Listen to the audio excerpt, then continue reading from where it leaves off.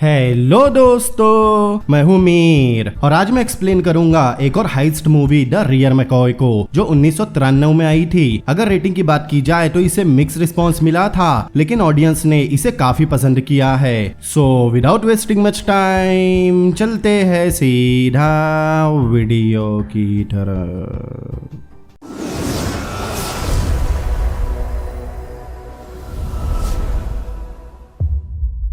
Movie की शुरुआत में हमें रात के समय अटलांटा यूनियन बैंक दिखाया जाता है। कुछ ही देर बाद बैंक की उस बिल्डिंग में एक चोर आता है। सबसे पहले वो बैंक की सिस्टम की वायर जलाता है, फिर लिफ्ट के शाफ्ट से बैंक के फ्लोर की तरफ जाता है, फिर बैंक की छत काटता है और जमीन पर कोई स्प्रे छिड़कता है जिससे वहां लगी लेजर्स दिखने लगती है। अब वो एक डिवाइस शूट करता है जिससे दीवार की दोनों तरफ एक रस्सी बन जाती है। अब वो उस रस्सी का इस्तेमाल करके साइड में आता है। फ्लोर से थोड़ा ऊपर उस लेजर्स के कनेक्शन लगे थे। वो चोर लेजर्स की वायर काट देता है जिससे लेजर्स बंद हो जाती है। अब वो आराम से नीचे उतरता है, लेकिन तभी बैंक का सायरन बजने लगता है। अब वो चोर जल्दी से जहाँ से आया था वहीं से भागने लगता है। वो छत पर आता है, लेकिन उसके नीचे जाने से पहले ही वहाँ पुलिस का चॉपर आ जाता है, मतलब वो चोर पकड़ा गया।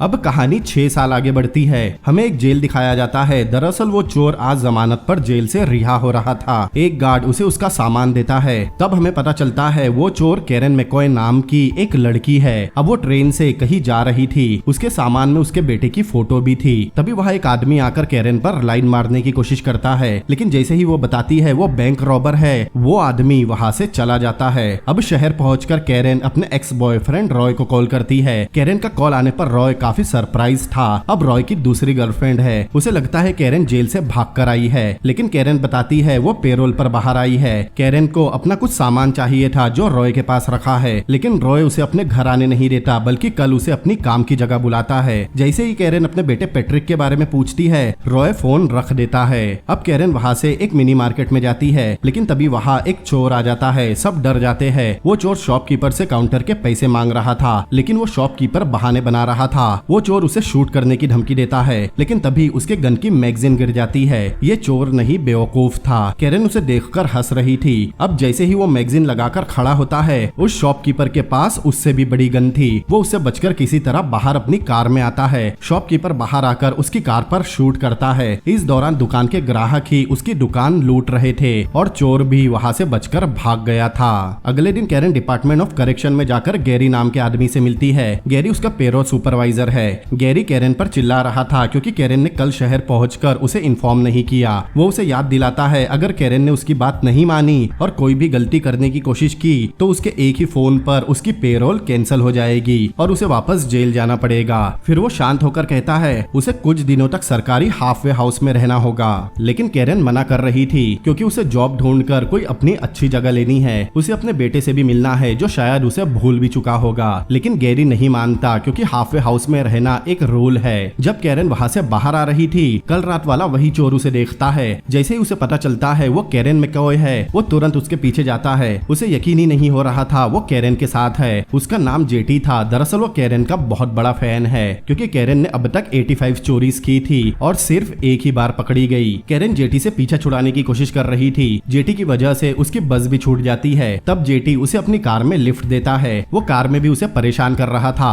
वो पूछता है वो अपने साथ कौन सा टूल या गन रखती थी, लेकिन कैरन कहती है वो गन नहीं रखती। वो बैंक में तभी चोरी करती थी जब बैंक में कोई नहीं रहता। अब कैरन कार से उतरकर जेटी से पीछा छुड़ाती है। कैरन एक जॉब इंटरव्यू के लिए आई थी, लेकिन जैसे ही पता चलता है उसका क्रिमिनल बैकग्राउंड है और कैरन अभी जेल से छूटी है, वो उसे जॉब नहीं देते। ऐसे ही कैरन बहुत सी जगह ट्राई करती है, लेकिन क्रिमिनल बैकग्राउंड की वजह से उसे कोई जॉब नहीं देता। लेकिन एक लॉन्ड्री की सुपरवाइजर उसके हालात समझती है क्योंकि कैरन को इस जॉब की बहुत जरूरत थी। वो लेडी कैरन के पिछले काम में सेल्फ एम्प्लॉय लिख देती है, जिससे उसे ये जॉब मिल जाती है। अब शाम को कैरन उस सरकारी हाफवे हाउस में पहुंचती है। वो बहुत ज्यादा गंदा था, वहाँ रहना बहुत मुश्किल था। वहाँ कैरन को जेटी मिलता है। दरअसल उसके पास कैरन के रहने लायक एक जगह थी। वो कैरन को एक पीजी में लेकर आता है। वो कमरा कैरन को काफी पसंद आया था और वैसे भी गैरी ने उसे कहा था अगर उसे जॉब मिल जाए तो वो अपनी मनपसंद जगह रह सकती है। जेटी उसे अपना एड्रेस और फोन नंबर देता है ताकि उसे जब भी जरूरत पड़े वो उसे कॉल कर सकती है। अगले दिन हम रॉय को देखते हैं। वो एक ऑटो डील चलाता था, लेकिन यहाँ हमें पता चलता है उसने अपने टैक्स नहीं भरे, मतलब उसका बिजनेस कर्जे में चल रहा था। फिर वहाँ कैरन आती है। उसे अपना सामान चाहिए था, लेकिन तभी वहाँ रॉय की वाइफ वहाँ उनकी बेटी और पैट्रिक के साथ आती है। पैट्रिक रॉय की वाइफ को उसके नाम से बुलाता है क्योंकि वो उसकी माँ नहीं है। वही इस तरफ रॉय कैरेन को पैट्रिक से मिलने मना कर रहा था क्योंकि उसने पैट्रिक को बताया है कैरेन मर चुकी है। ये जानकर कैरेन बहुत गुस्सा होती है क्योंकि जिस घर में रॉय रहता है वो कैरेन ने ही खरीदा था और रॉय ने उसके ही बेटे को बताया वो मर चुकी है। लेकिन रॉय कहता है वो पैट्रिक को क्या बताता कि उसकी माँ एक चोर है और अभी जेल में बंद है। लेकिन उन्होंने डिसाइड किया था वो पैट्रिक को बताएंगे। वो दोनों अलग हो गए और अब उसकी माँ कहीं और रहती है। लेकिन तभी वहाँ पैट्रिक आता है। अपने बेटे को 6 साल बाद देखकर कैरेन उसे गले लगाना चाहती थी, लेकिन रॉय कहता है कैरेन उसकी माँ की दोस्त है। रॉय उसे बाहर भेज देता है। यहाँ तक कि कैरेन ने पैट्रिक के लिए जो लेटर भेजे थे रॉय ने उन सबको जला दिया था। ये सुनकर कैरेन जाने लगती है। जब रॉय उसके पीछे आता है कैरेन उसे पंच मारकर गिरा देती है। दूसरी तरफ जेटी जैक नाम के एक आदमी से मिलता है। जेटी उसके कजन का बेटा है। जेटी ने सुना था जैक किसी काम की प्लानिंग कर रहा है और जेटी कैरेन मैकॉय के साथ उसकी मदद कर सकता है। कैरेन का नाम सुनकर जैक थोड़ा शॉक होता है क्योंकि उसे अभी तक पता नहीं था कैरेन पेरोल पर बाहर आ चुकी है। मतलब वो कैरेन को पहले से जानता है। लेकिन वो जेटी से कहता है फिलहाल वो कोई प्लानिंग नहीं कर रहा, वो रियल एस्टेट का बिजनेस कर रहा है। इस तरफ कैरेन एक वकील से मिलती है क्योंकि उसे अपना बेटा वापस चाहिए था। लेकिन वो वकील मना कर देती है क्योंकि पैट्रिक के लिए यही ठीक है। अगर उन्होंने कोर्ट में केस कर भी दिया तब भी क्रिमिनल बैकग्राउंड और उसके पेरोल पर बाहर होने की वजह से उसे पैट्रिक की कस्टडी कभी नहीं मिलेगी। यहाँ भी उसके हाथ बस निराशा ही लगती है क्योंकि पैट्रिक की माँ होने के बाद भी वो पैट्रिक के साथ नहीं रह सकती। एक दिन कैरेन पैट्रिक को दूर से ही खेलते हुए देख रही थी। तभी वहाँ जैक का आदमी बेकर आता है। दरअसल जैक उससे मिलना चाहता था। कैरेन को पता था जैक उसे क्यों बुला रहा होगा। वो जा रही थी तब वो आदमी उसे गन दिखाकर डराने की कोशिश करता है। तब कैरेन उसके पास आती है और उसके मेन पॉइंट पर मारकर उसकी गन फेंक देती है। घर वापस आने पर जेटी उसका बाहर ही वेट कर रहा था। कैरेन का मूड खराब था लेकिन जेटी उसे डिनर पर चलने मना लेता है। रेस्टोरेंट पहुंचकर जेटी कैरेन को दिलासा देता है सब कुछ ठीक हो जाएगा। फिर बताता है उसके पास कैरेन के लिए एक प्रपोजल है। दरअसल वो कुछ लोगों को जानता है जिनके पास काफी बड़ा काम है। लेकिन जैसे ही वो जैक का नाम बताता है कैरेन उठकर चली जाती है। तब जेटी को पता चलता है कैरेन जैक की वजह से ही जेल गई थी। उसने ही उसे उस बैंक की आधी इंफॉर्मेशन दी थी जहां वो 6 साल पहले पकड़ी गई। अब वो जेटी से कहती है वो उससे दोबारा कभी ना मिले। अगले दिन कैरेन अपने काम पर थी। उसका बॉस उसे मिलने बुलाता है। वहाँ गैरी पहले से बैठा था। दरअसल उसके बॉस ने कैरेन की सैलरी देने के लिए जब उसका सोशल सिक्योरिटी नंबर डाला तब उसे पता चला वो पेरोल पर बाहर है, जबकि उसके फॉर्म पर उसकी पुरानी जॉब की जगह सेल्फ एम्प्लॉय लिखा था। कैरेन कहती है उसे इस जॉब की बहुत जरूरत थी इसीलिए उसने झूठ बोला, लेकिन इससे उसकी पेरोल कैंसिल हो सकती है। बाहर आकर वो गैरी से कहती है जब भी लोगों को पता चलता है वो पेरोल पर बाहर है कोई उसे जॉब नहीं देता, इसीलिए उसे झूठ बोलना पड़ा। अब उसकी ये जॉब भी चली गई थी। गैरी चाहे तो इस बेसिस पर उसकी पेरोल कैंसिल करवा सकता है, लेकिन वो उसे शाम को ड्रिंक पर मिलने कहता है क्योंकि उसके पास कैरेन के लिए कुछ जॉब्स है जहां उसे झूठ बोलना नहीं पड़ेगा।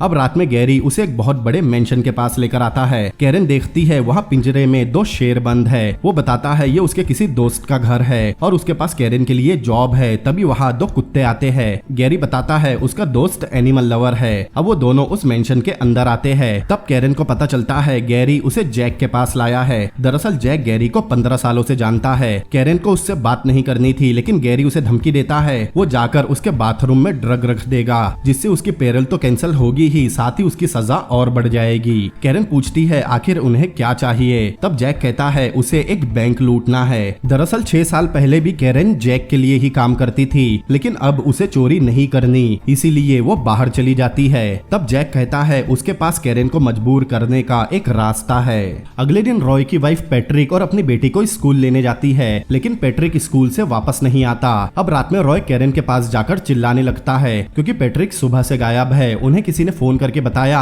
पैट्रिक को कैरेन ले गई। ये सुनकर कैरेन समझ जाती है पैट्रिक को जैक ने ही किडनैप करवाया होगा। अभी तक रॉय ने पुलिस में रिपोर्ट नहीं की थी। कैरेन कहती है वो पैट्रिक को नहीं ले गई, लेकिन वो जल्दी ही उसे वापस लेकर आएगी। वो रॉय से उसकी कार की चाबी लेकर चली जाती है। कुछ ही देर बाद कैरेन 2 मांस के टुकड़ों में कोई दवा मिलाती है। फिर जैक के मेंशन के बाहर आती है। गेट के पास छुपकर पहले वो सीटी बजाती है जिससे कुत्ते उस तरफ आते हैं। फिर कैरेन वो मांस अंदर फेंक देती है। अब थोड़ी ही देर बाद दोनों कुत्ते उस मांस को खाकर बेहोश हो चुके थे। अब वो मेंशन के पास आती है, फिर चुपके से अंदर आती है। वो शांति से पूरा मेंशन चेक करती है, लेकिन वहाँ पैट्रिक नहीं था। वो समझ जाती है पैट्रिक गैरी के पास होगा। अब वो टेलीफोन डायरेक्टरी से गैरी का एड्रेस निकालती है, लेकिन उसके घर के पास पहुंचने पर उसे पता चलता है गैरी घर पर नहीं नहीं है, वो फिशिंग करने गया है। अब वो गैरी के घर में घुसती है। थोड़ी छानबीन के बाद उसे गैरी की एक फोटो मिलती है जिसमें वो लेक लूसी में फिशिंग कर रहा था, मतलब अभी गैरी वही होगा। अब कैरन लेक लूसी के पास जाती है। वो जगह शहर से काफी दूर थी जहाँ लोग फिशिंग और कैंपेनिंग करने आते थे।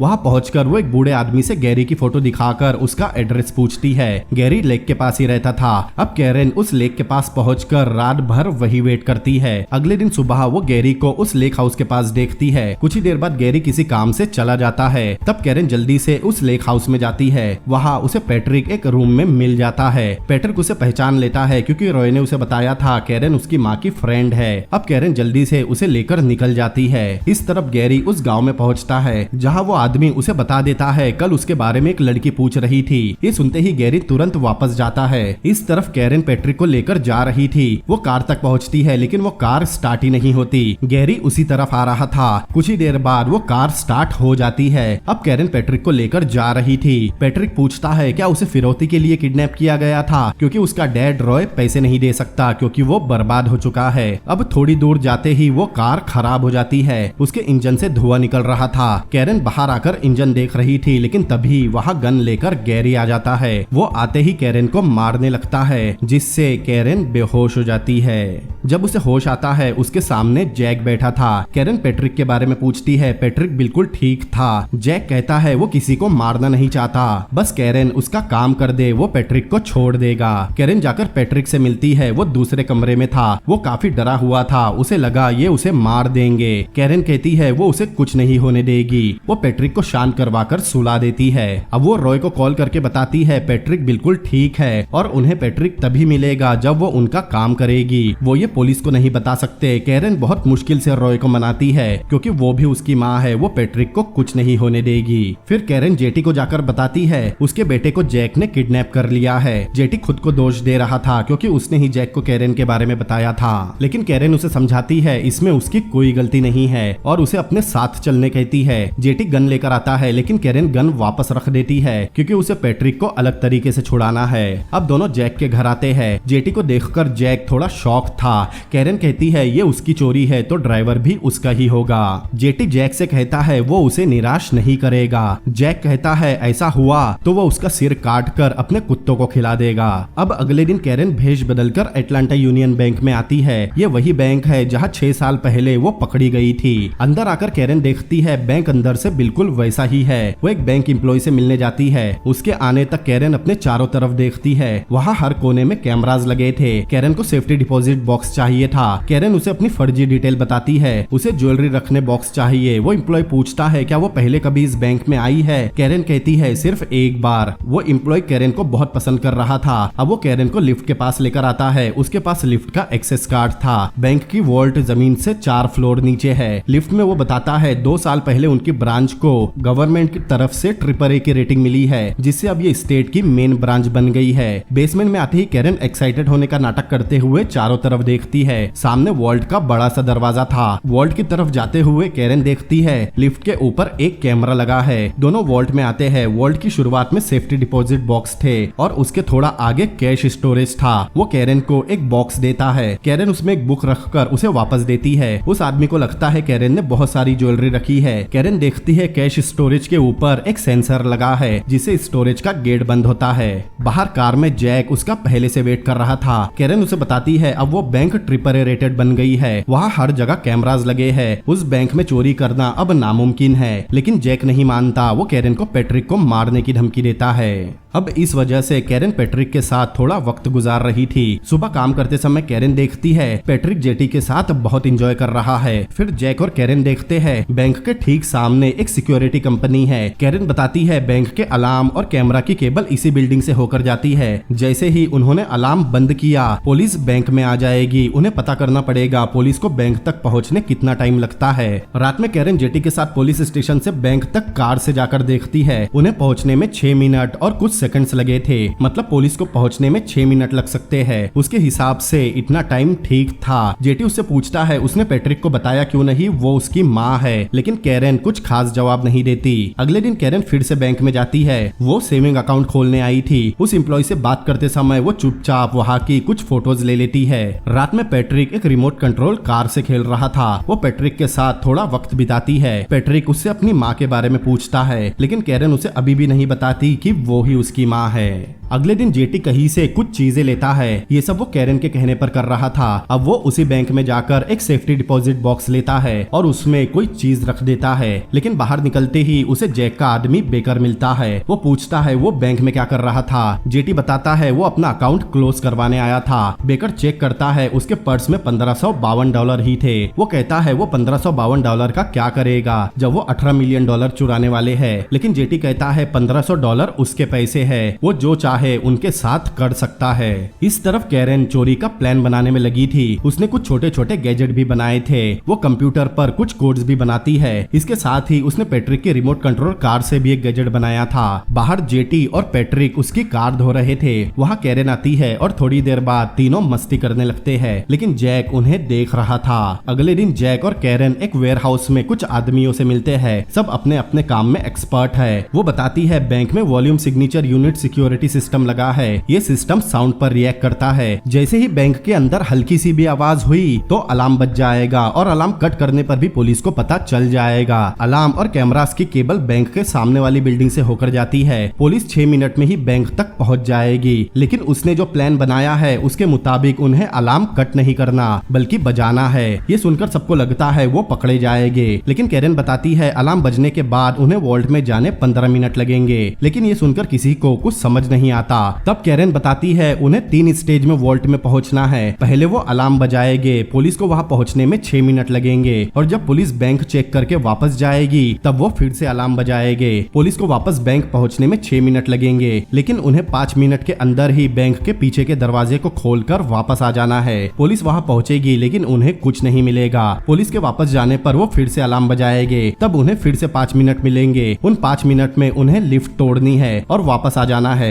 अगली बार अलार्म बजाने पर उन्हें वॉल्ट के कॉरिडोर में जाना है। वॉल्ट के कॉरिडोर में ही वॉल्ट के कैमरास के वायर है। वो उन कैमरास को हैक कर लेगी। 3-4 बार अलार्म बजाने पर पुलिस बैंक में ही रुक जाएगी और वो लोग वॉल्ट के अंदर होंगे, लेकिन वो 4 फ्लोर नीचे होंगे और वो फ्लोर स्टील का बना हुआ है, इसीलिए वो जो भी करे ऊपर आवाज नहीं आएगी। सबको समझ में आता है उन्हें पुलिस को दिखाना है बैंक का अलार्म खराब हो गया है। ये प्लान काफी रिस्की था, लेकिन $18 मिलियन के लिए जैक ये रिस्क उठाने तैयार है।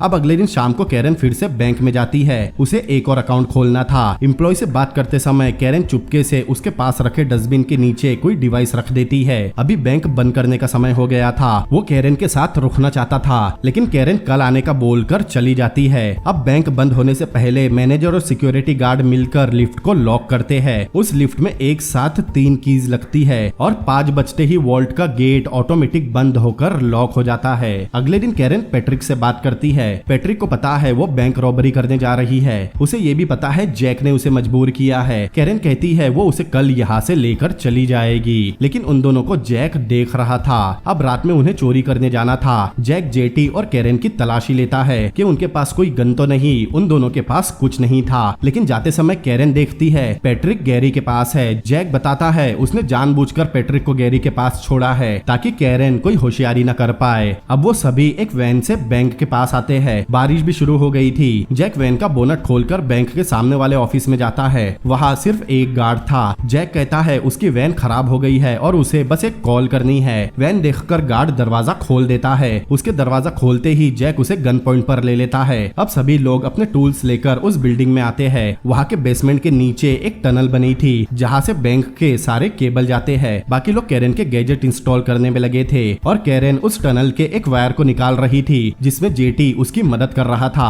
कैरेन एक केबल में अपना वायर अटैच करती है जिससे अब बैंक के कैमरास उसके कंट्रोल में थे। पहले वो खाली बैंक की फुटेज रिकॉर्ड करती है, फिर उसे लाइव कैमरास के साथ रिप्लेस कर देती है। अब किसी को भी सीसीटीवी में देखने पर बैंक खाली दिखेगा। अब कैरेन रिमोट से उस डिवाइस को चलाती है जो उसने डस्टबिन के नीचे रखा था। वो पैट्रिक के रिमोट कंट्रोल कार का हाफ पार्ट था। ये देखकर सब इम्प्रेस थे। कैरेन डस्टबिन को उस डिवाइस के पास लाती है जिससे अलार्म बजने लगता है। अलार्म बजते ही पुलिस निकलती है। पुलिस स्टेशन स्टेशन के बाहर पहले से जैक का आदमी था, वो उन्हें इन्फॉर्म करता है पुलिस निकल गई है। पुलिस वहाँ 6 मिनट में पहुंच जाती है और सीधा बैंक में जाकर छानबीन करने लगती है। इस तरफ से सब उन पुलिस वालों को देखकर हंस रहे थे। कुछ देर बाद पुलिस वापस चली जाती है। उनके जाते ही कैरेन और जैक एक आदमी के साथ बैंक के पिछले दरवाजे के पास जाते हैं। उनके पहुंचते ही जेटी उस डस्टबिन को मूव करता है, जिससे फिर से अलार्म बजता है। पुलिस वाले फिर से बैंक की तरफ वापस आते हैं। उन्हें पहुंचने में 6 मिनट लगने वाले थे। इस तरफ उनके साथ वाला आदमी उस डोर के लॉक को तोड़ता है। उन्हें सब जल्दी करना था। कुछ ही देर बाद वो लॉक टूट जाता है।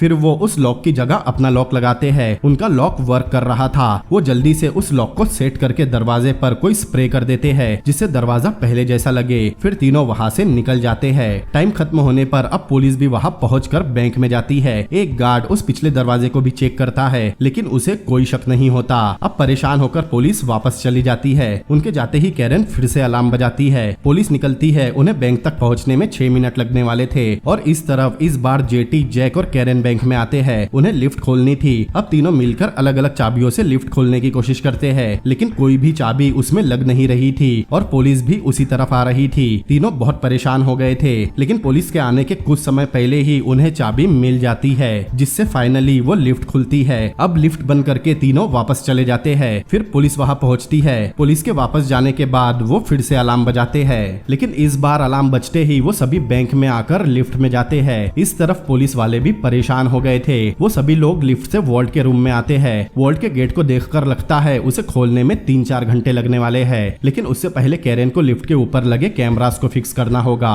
उस कैमरा के कनेक्शन लिफ्ट के शाफ्ट में होंगे। वही बाहर इस बार पुलिस की सिर्फ एक कार आती है। उसमें सिर्फ 3 लोग थे और हमेशा की तरह उन्हें बैंक में कुछ नहीं मिलता। अब रूल के मुताबिक उन्हें बैंक में ही रुकना होगा जब तक बैंक की सिक्योरिटी सिस्टम चेक नहीं कर लेती। वही नीचे कैरेन और जेटी लिफ्ट के शाफ्ट से उस तरफ आते हैं जहाँ उस कैमरास के कनेक्शन है। ऊपर 3 पुलिस ऑफिसर बैठे थे। उनमें से कॉफी बनाने जाता है। वहीं पर 3 मॉनिटर थे। एक मॉनिटर में वॉल्ट की लाइव फुटेज चल रही थी। नीचे कैरेन उसे रिकॉर्ड करती है और उस लाइव फुटेज को रिकॉर्डेड फुटेज से रिप्लेस कर देती है। फिर नीचे आवाज देती है वो लिफ्ट से बाहर आ सकते हैं, लेकिन तभी जेटी के पैड से एक वायर निकल जाती है। तब ऊपर पुलिस वाले को एक मॉनिटर में जैक और बाकी लोग दिखाई देते हैं। वो तुरंत ही अपने साथियों को आवाज देता है। इस तरफ कैरेन जल्दी से उस वायर को लगा देती है, जिससे ऑफिसर्स के वापस आने पर उन्हें मॉनिटर में कुछ नहीं दिखता। उसके सीनियर को लगता है उसे वहम हुआ होगा। जेटी और कैरेन वॉल्ट के पास आते हैं। अब सब मिलकर एक बहुत बड़ी मशीन असेंबल करते हैं। उनमें से एक उस मशीन से वॉल्ट के गेट को काटने लगता है। उन्हें इस काम में 3-4 घंटे लगने वाले थे। सभी इंतजार कर रहे थे और वो आदमी गेट को काट रहा था और फाइनली कुछ घंटों बाद वो गेट कट जाता है। गेट में एक होल हो गया था। अब वो उस होल को ठंडा करते हैं। कैरेन उस होल में एक डिवाइस डालती है जो उस गेट के सिस्टम में चिपक जाता है। कैरेन ने पहले ही उस वॉल्ट को खोलने कुछ कंप्यूटर कोड्स बनाए थे। कैरेन अपने लैपटॉप में उन कोड्स को इंटर करती है। अब एक एक करके वॉल्ट के गेट के पासवर्ड टाइप होने लगते हैं। अब सब लोग अपना दिल थामे खड़े हो जाते हैं और कुछ ही देर बाद वॉल्ट का बड़ा सा गेट खुल जाता है। सभी अंदर आते हैं। कैश सेक्शन में इतना सारा पैसा देखकर सभी बहुत खुश हो रहे थे। सभी बैग में पैसे भरने लगते हैं, लेकिन जेटी और कैरेन सेफ्टी डिपॉजिट बॉक्स के पास आते हैं। जेटी उसे अपने बॉक्स का नंबर बताता है और खुद जाकर बैग में पैसे भरने लगता है। इधर कैरेन उस बॉक्स को तोड़ती है। दरअसल उस बॉक्स में जेटी ने एक गन रखी थी। कैरेन वो गन अपने पास रख लेती है। अब जैसे ही जेटी बैग रखने बाहर आता है, कैरेन एक रिमोट से कैश सेक्शन का गेट बंद कर देती है। जैक को कुछ समझ नहीं आता। वो कैरेन को धमकी देने लगता है, लेकिन कैरेन कहती है उसकी वजह से वो 6 साल जेल में रही। जैक गन निकाल लेता है, लेकिन कैरेन भी उस पर गन तान देती है। जेटी वहाँ रखे पैसों के बैग ले रहा था, लेकिन तभी जैक उनकी तरफ शूट कर देता है। दोनों बचकर बाहर आते हैं, लेकिन उन्होंने पैसे नहीं उठाए थे।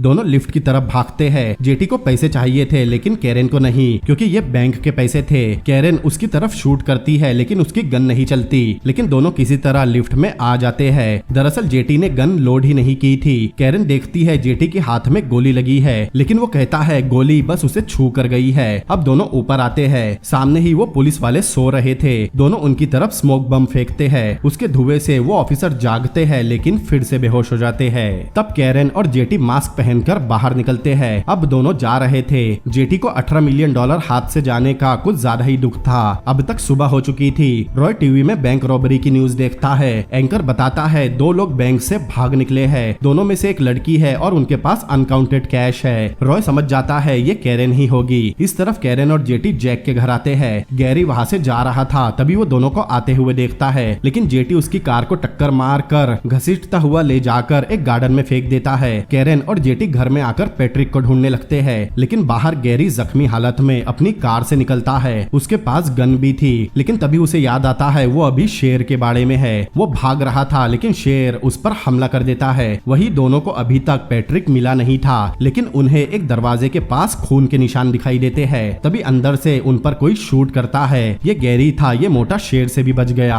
वो पैट्रिक को शूट करने ही वाला था, लेकिन पैट्रिक उसे काट कर जेटी के पास आ जाता है। जेटी उसे लेकर बाहर भागता है और वो उनकी तरफ शूट करता है, लेकिन तब कैरेन और उसमें फाइट शुरू होती है। पहले वो कैरेन को मारता है, लेकिन एंड में कैरेन उसकी शॉटगन से उसे ही मारकर बेहोश कर देती है। फिर कैरेन नीचे आती है। उसे पता था जैक की तिजोरी कहाँ है। कैरेन उसमें बम लगाती है। जेटी पैट्रिक को लेकर बाहर आता है, तभी एक ब्लास्ट होता है। जेटी घर की तरफ आता है, लेकिन कैरेन बाहर आ रही थी। दरअसल जैक अपना सारा कैश सेफ में ही रखता था। अब जैक के पैसे लेकर तीनों जेटी की कार से निकल जाते हैं। अब एक रेस्टोरेंट से कैरेन रॉय को कॉल करती है और उसे एयरपोर्ट बुलाती है ताकि वो पैट्रिक को अपने साथ ले जाए, लेकिन जेटी उससे कहता है वो पैट्रिक को अपने साथ क्यों नहीं ले जा सकते, क्योंकि वो पैट्रिक की रॉय से बेहतर परवरिश करेगी। लेकिन कैरेन पैट्रिक को एक नॉर्मल लाइफ देना चाहती थी। अगर वो उसके साथ रहा तो जिंदगी भर भागता रहेगा। जेटी कहता है लेकिन उनके पास $3 मिलियन है, वो नॉर्मल लाइफ ही जिएगे, लेकिन कैरेन नहीं मानती। अब तक उनके बारे में सभी को पता चल गया था। एयरपोर्ट पर कुछ पुलिस ऑफिसर्स थे जिनके पास उनकी फोटोज है, लेकिन कैरेन और जेटी भेष बदल कर आए थे और उनके साथ पैट्रिक भी था।